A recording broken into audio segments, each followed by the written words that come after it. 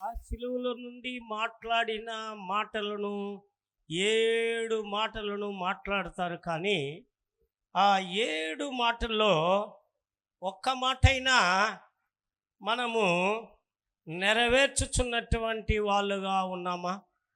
యేసుప్రభుల వారు శిలువలో 7 మాటలు మాట్లాడినారు.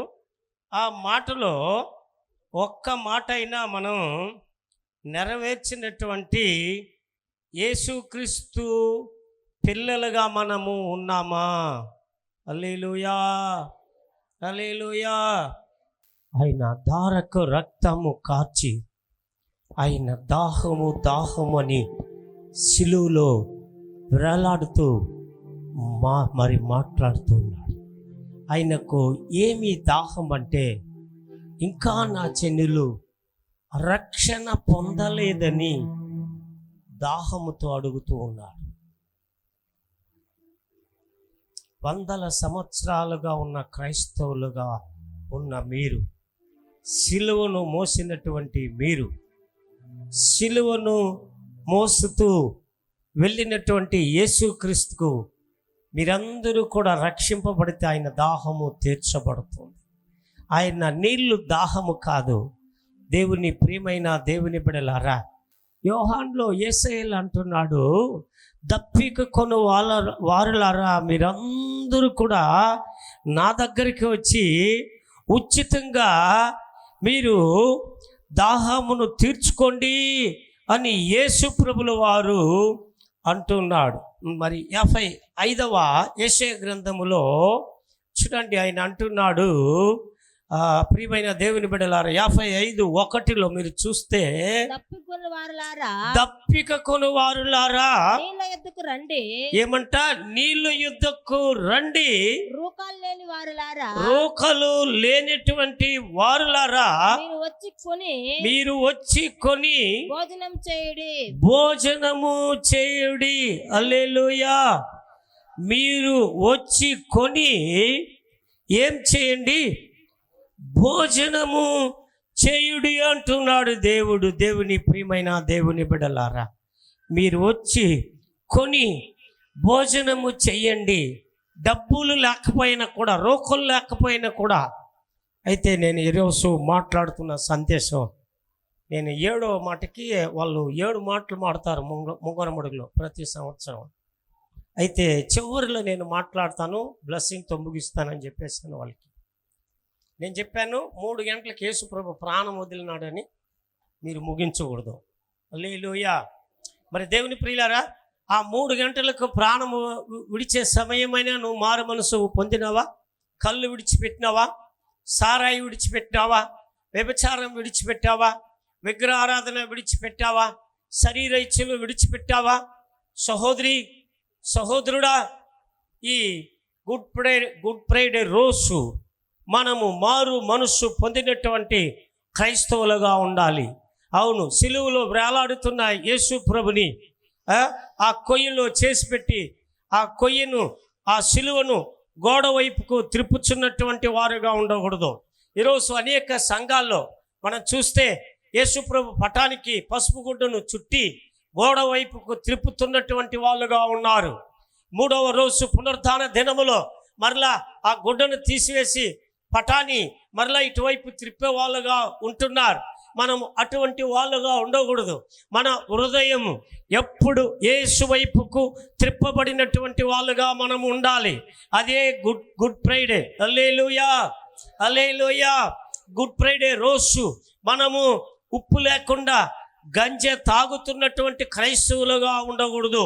ఈ శిలువ ధ్యానములో క్రీస్తుని గురించి మనం తెలుసుకున్న క్రైస్తవులుగా ఉండాలంటున్నాడు దేవుడు. హల్లెలూయా. మనం పారంపర్యంగా ఆచార క్రైస్తవులుగా ఉండకూడదు. క్రీస్తు నీ కోసం త్యాగం చేశాడు కల్వరి శిలువలో. క్రీస్తు నీ కోసం 2000 సంవత్సరాలకు ముందు యేసు ప్రభుల వారు కల్వరి శిలువలో మరణించినటువంటి ఆయన దేవాది దేవుడుగా ఉన్నాడు. కనుక ఈ దినములో మనమందరూ కూడా మారు మనసు పొందినటువంటి వాళ్ళుగా ఉండాలి. హల్లెలూయా. మరి 1 కొరింథీయులు 1వ అధ్యాయము 18వ వచనానికి మనం వెళదాం. 1 కొరింథీయులు 1వ అధ్యాయము 18వ వచనానికి మనం వెళదాం. సిలువను గూర్చినటువంటి వార్త నశించుచున్న వారికి వెర్రితనము గాని, రక్షింపబడుతున్నటువంటి మనకు దేవుని శక్తి. హల్లెలూయా.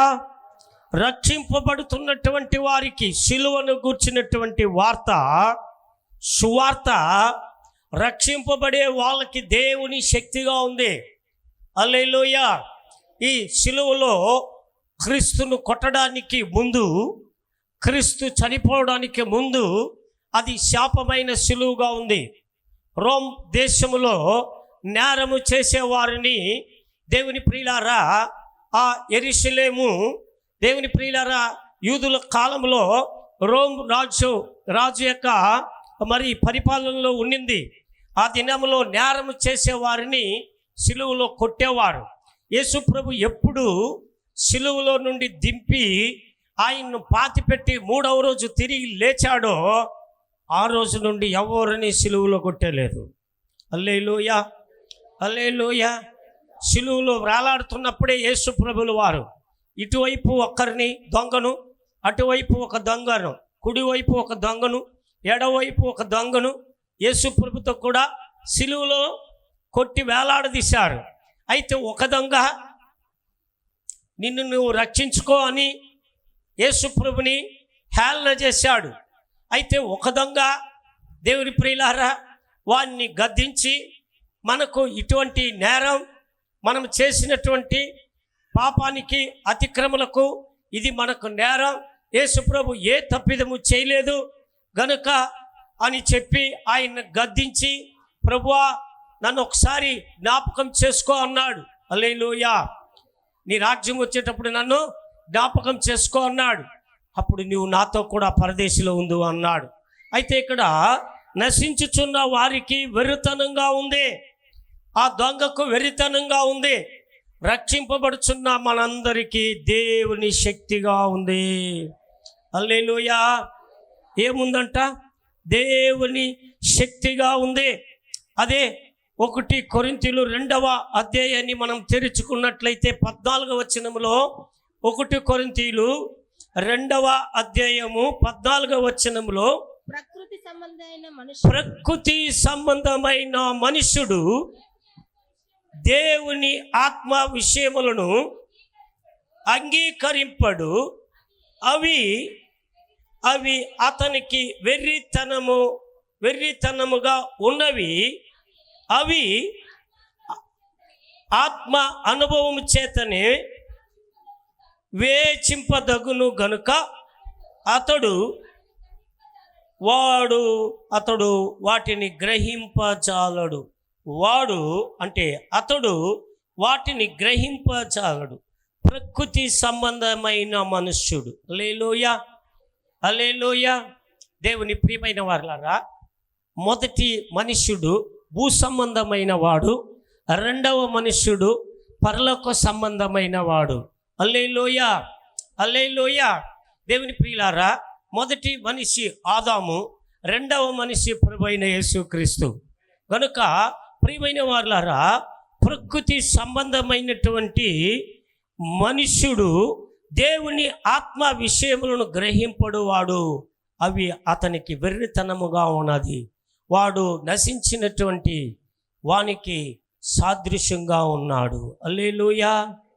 అందుకే సిలువను గూర్చినటువంటి వార్త నశించిన వానికి వెర్రితనముగా ఉన్నది. వీడు ప్రకృతి సంబంధమైనటువంటి వాడుగా ఉన్నాడు గనుక ఆత్మ సంబంధమైనటువంటి వాటి మీద మనస్సును ఉంచడు, మనసు ఉంచడు. వారు శరీర సంబంధమైనటువంటి వాడుగా ఉన్నాడు. అందుకే అది వానికి సిలువను గూర్చినటువంటి వార్త అది వెర్రితనంగా ఉంది. ఆకాశానికి భూమికి సిలువలో కూడా యేసు ప్రభుల వారు మధ్యలో కొట్టారు. మధ్యలోనే ఇటువైపు ఒక దొంగ, అటువైపు ఒక దొంగ, మధ్యలోనే యేసు ప్రభుని కూడా సిలువలో కొట్టి నిలిపినారు. హల్లెలూయా, హల్లెలూయా. దేవుని ప్రియులారా, ఆయన దేవునికిని మనుషులకును మధ్యవర్తిగా క్రీస్తు యేసుప్రభుల వారు ఈ లోకానికి వచ్చినటువంటి వారుగా ఉన్నాడు. హల్లెలూయా. మనుషులకును దేవునికిని అంటే తండ్రికిని యేసుప్రభుల వారు మధ్యవర్తిగా వచ్చాడు. అందుకే ఆకాశమునకు భూమికి ఆ దొంగల మధ్యలో యేసుప్రభుని కూడా సిలువలో కొట్టారు. దేవుని ప్రియులారా, ఆ సిలువ దేవుని ప్రియమైన దేవుని బిడ్డలారా, మనకు పరలోకానికి వెళ్ళడానికి ఆ సిలువ మనకు ఒక మార్గముగా ఉన్నది, ఒక దారిగా ఉన్నది.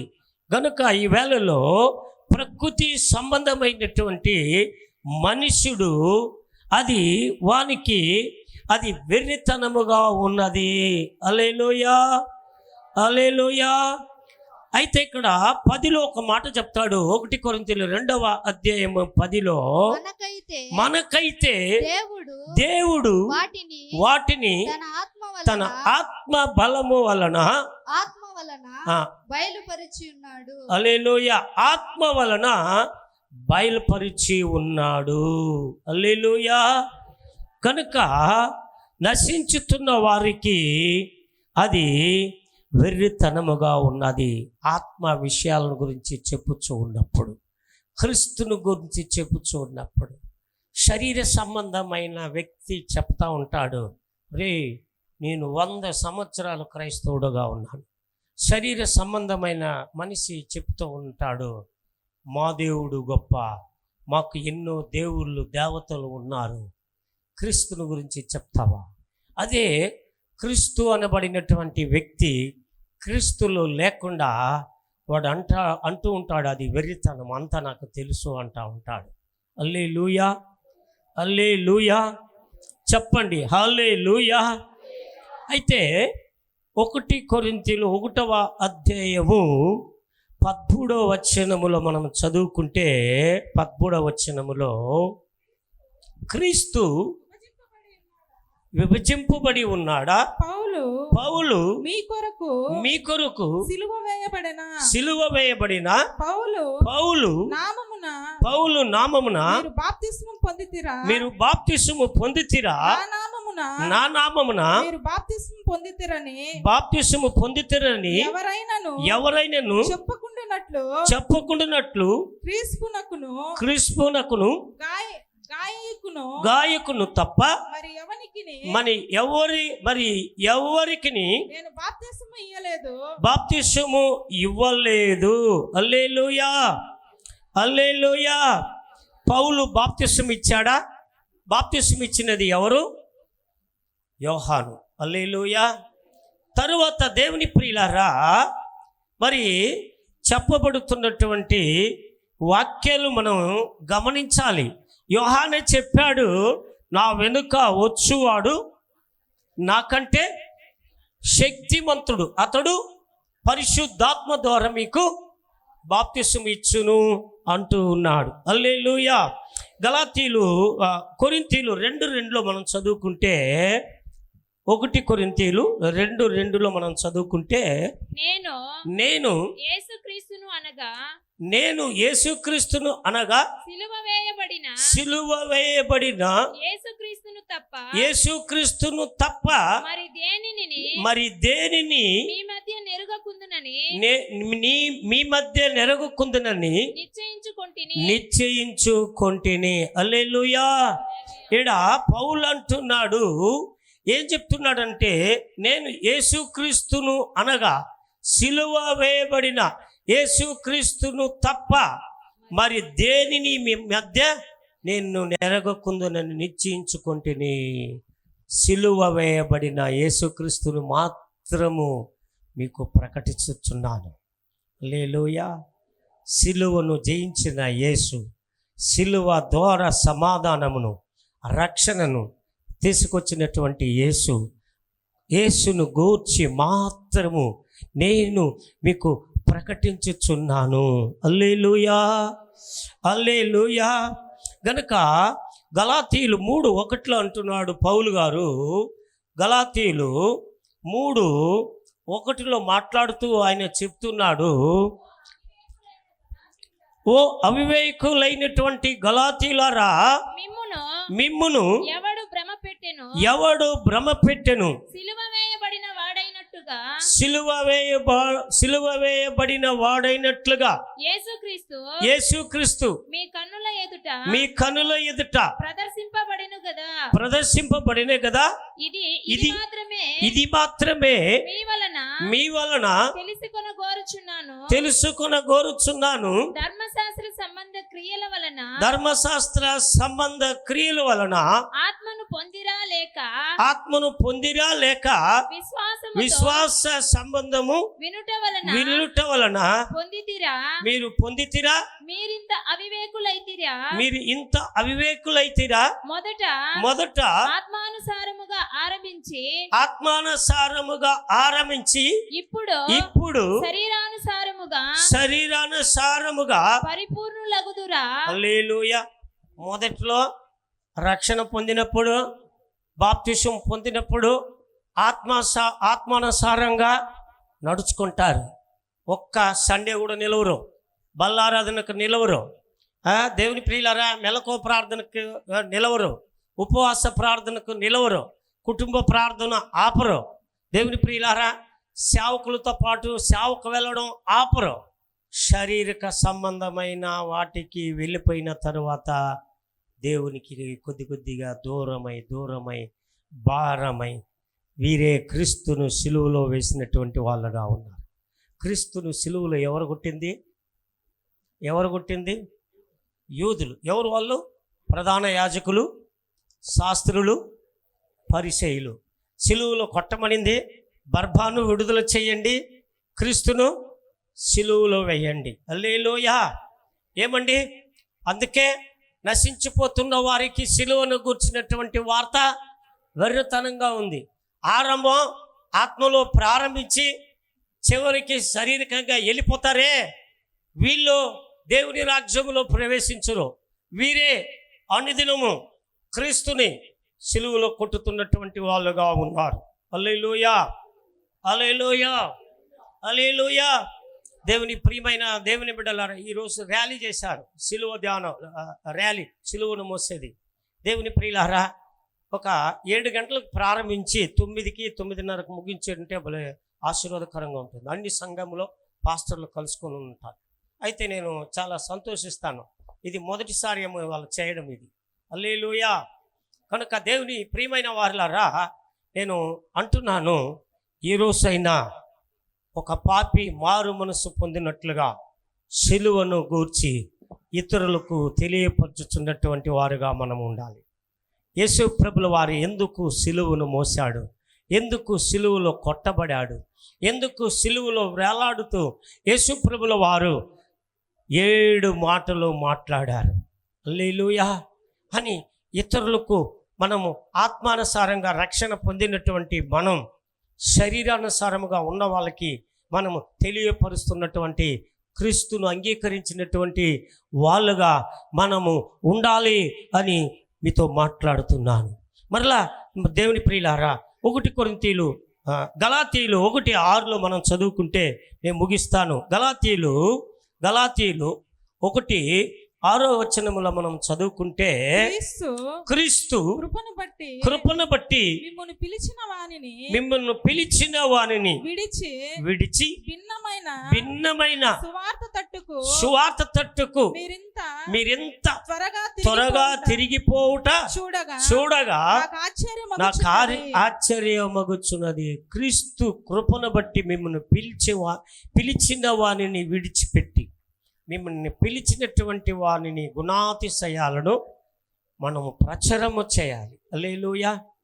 అయితే విడిచిపెట్టి అని రాయబడినది ఇక్కడ.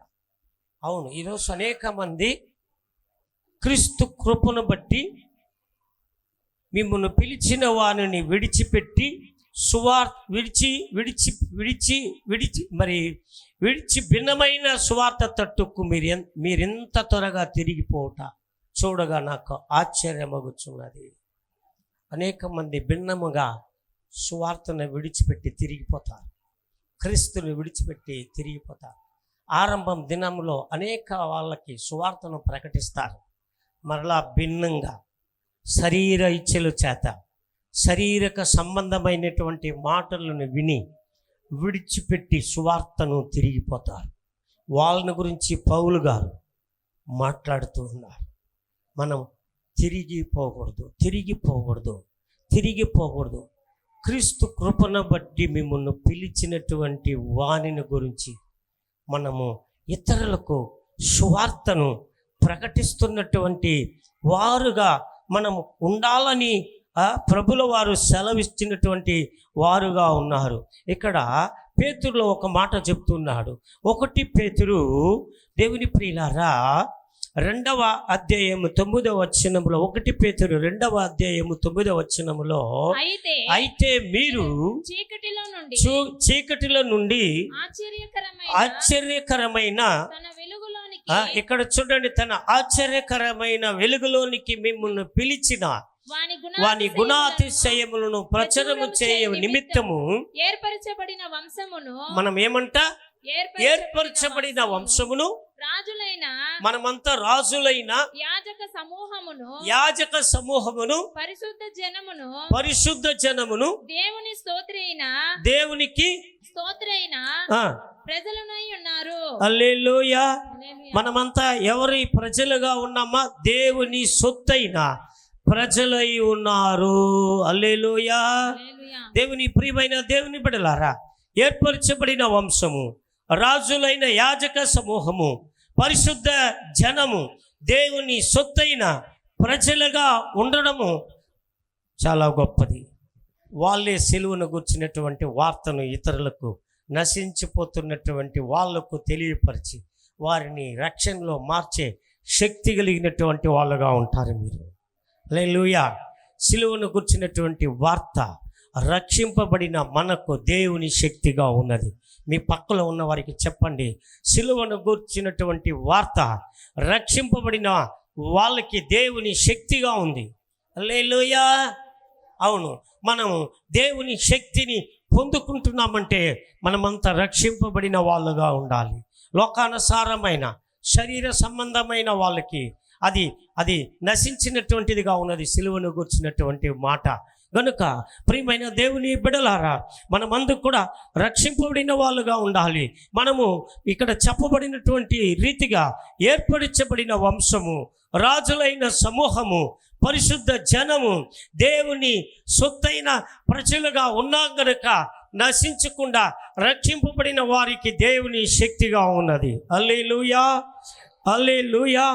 ఎఫెసీయులు 4:14 ఒక మాట అంటున్నాడు పౌలు గారు. ఎఫెసీయులు 4:14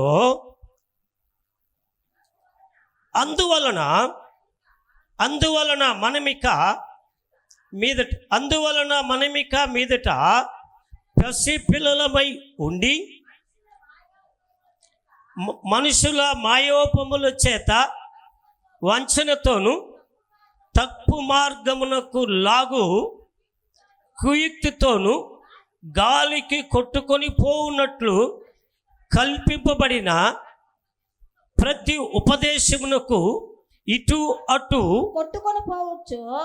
కొట్టుకొని పోవచ్చు అలల చేత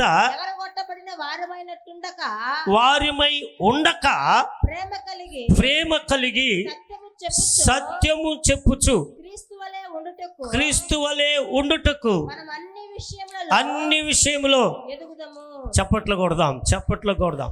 గాలికి కొట్టుకొని ఇటు అటు పోకుండా అన్ని విషయములో మనము ఏం చేయాలి? దేవుని ప్రియమైన వారులారా, మనము అన్ని విషయములో ఎట్లుండాలంటే ప్రేమ కలిగి సత్యము చెప్పుచు క్రీస్తు వలె ఉండుటకు మనమే అన్ని విషయంలో ఎరిగినటువంటి వారుగా ఎరుగుదము.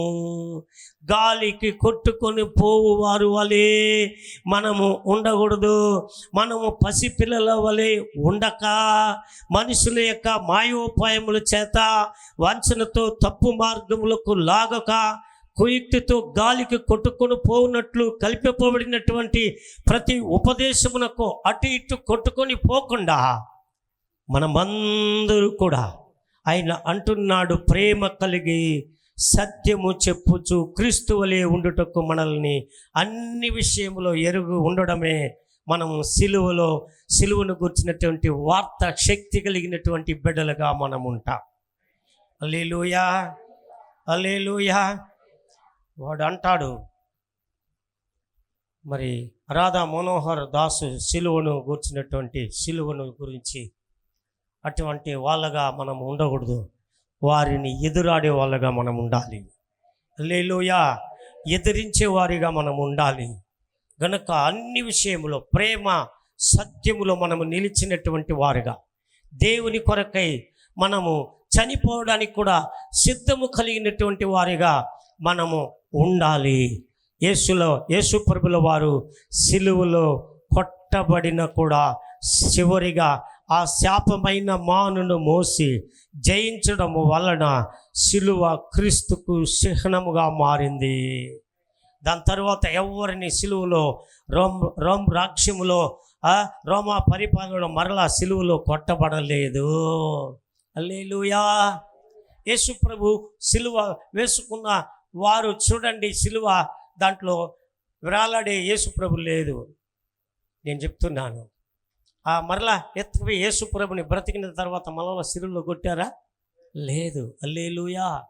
నేను అంటున్నాను, సిలువకు మాదిరి కలిగినటువంటి వారుగా, క్రీస్తుకు మాదిరి కలిగినటువంటి వారిగా మీరు ఉండాలని, మీరు దేవుని శక్తిని పొందుకున్నటువంటి వారుగా ఉండాలని, దేవుని యొక్క శక్తిని పొందుకున్న వాళ్ళగా ఉండాలి. హల్లెలూయా, హల్లెలూయా అని పౌలు మాట్లాడుతున్నాడు.